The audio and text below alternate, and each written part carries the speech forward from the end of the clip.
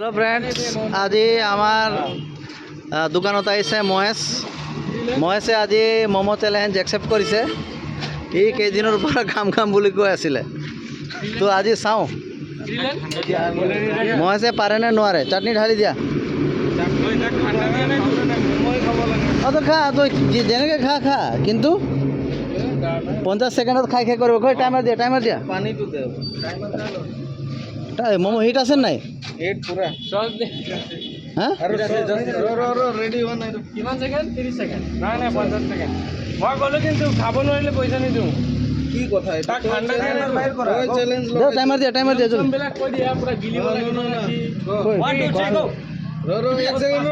নাই আরে রখাই থাকিলে তো কত হবো। দে time starts now, they start কর। আরামসে যান। টাডু ঠান্ডা দিলে পুরা।